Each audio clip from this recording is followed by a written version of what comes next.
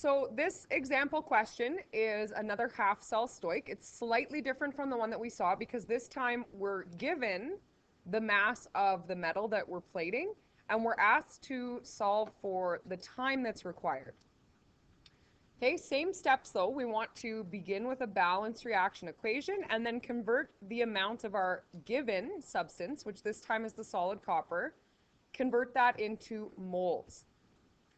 Okay, so we'll start by setting up the balanced reaction equation, which in this case is the same as the last example that we saw.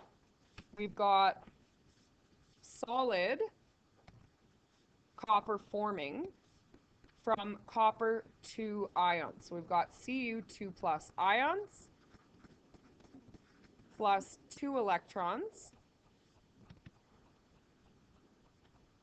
Okay, this is a reduction reaction, and we're forming solid copper. Here's my balanced reaction equation. Start with the information that we're given. So this time we're given a mass and we're looking for the time that's required. So I first want to convert the mass of copper into moles of copper. So 12.7 grams of copper. I need to use molar mass to convert this to moles of copper. So remember, our molar mass is 63.55 grams per 1 mole of copper. This time I want grams to cancel, so I'm going to have 63.55 grams of copper per mole of copper. Grams will cancel. That leaves me with moles. Here's where I use my mole ratio. Solid copper has a coefficient of 1, so it's a 1:2 ratio. I want moles of copper to cancel, so I'll have 2 moles of electrons per 1 mole of copper.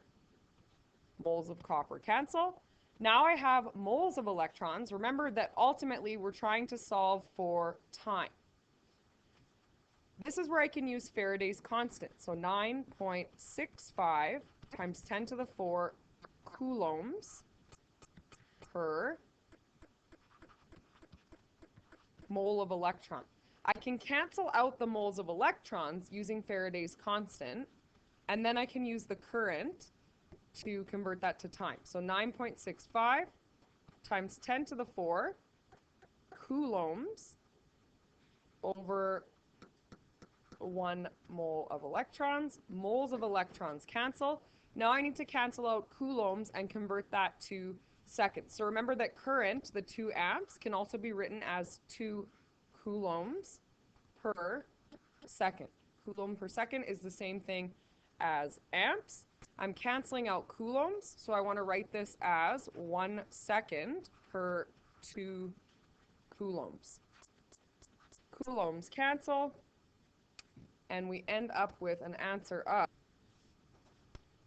so we end up with an answer quite large, 19,284.8. Remember, our units are in seconds. So I could convert this to minutes, or I could even convert it to hours. So 19,284 seconds. If I wanted to convert that to hours, let's say,